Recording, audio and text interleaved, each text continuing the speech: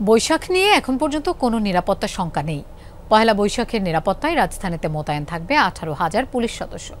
এছাড়াও RAB, anti terrorism unit সহ বিভিন্ন সংস্থার নিরাপত্তা চাদরে বেষ্টিত থাকবে পুরো রাজধানী।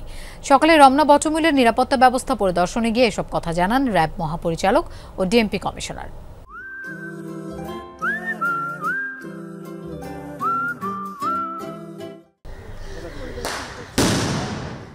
বৈশাখের অনুষ্ঠানে হঠাৎই রমনা বটমূলে বোমার বিস্ফোরণ।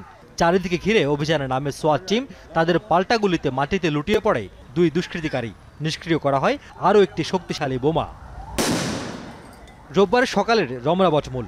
অনাকাঙ্ক্ষিত ঘটনা ঘটলে কিভাবে তা মোকাবেলা করা হবে তারই রিহার্সাল করেছে ডিএমপির বিশেষায়িত ইউনিট সোয়াট। পরে পুরো এলাকায় ডগ স্কোয়াড দিয়ে তল্লাশি চালানো হয়। ছিল শক্তিশালী বোমা শনাক্তকারী অত্যাধুনিক প্রযুক্তির রোবট। ডিএমপি কমিশনার জানান, পোশাকে ও সাদা পোশাকে বিপুল সংখ্যক পুলিশ মোতায়েন থাকবে রাজধানীর বিভিন্ন উৎসব স্থলে। রমনা পার্ক, সোহরাওয়ার্দী উদ্যান, ঢাকা বিশ্ববিদ্যালয় ঘিরে মোট 21টি স্থানে ব্যারিকেড থাকবে।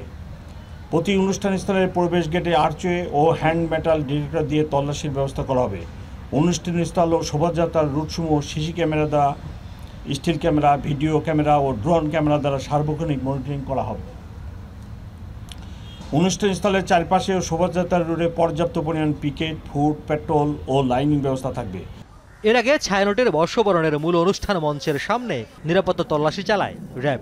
ছিলেন বাহিনী প্রধান। রাজধানী সহ দেশ জুড়ে নির্বিঘ্ন উৎসব হবে বলে আশ্বস্ত করেছেন তিনি। ভিতরে ফুড পেট্রোল থাকবে, সাদা পোশাকে আমাদের নজরদারি থাকবে, রাস্তায় আমাদের মোটরসাইকেল টহল, গাড়ির টহল থাকবে।